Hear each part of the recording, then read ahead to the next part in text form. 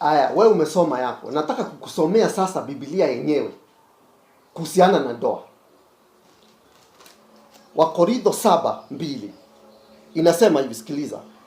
Lakini kwa kuwa dhambi ya zinaa imeenea, kila mwanamume awe na mke wake mwenyewe, na kila mwanamke awe na mume wake mwenyewe. Sio mimi nimeandika hivyo, Biblia imeandika.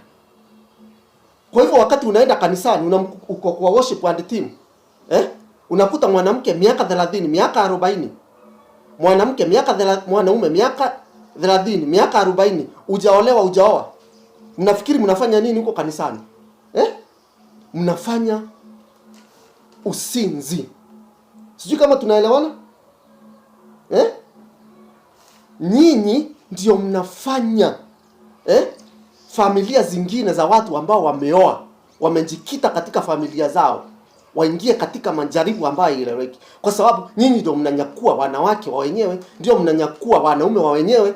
Kwa sababu hata Biblia inakataa kama umefikisha umri wa kuoa ama wa kuolewa, olewa ama uoe, kwa sababu tamaa za kimwili kila mtu ako nazo. Na utaendelea kufanya vitu ambazo hazifai.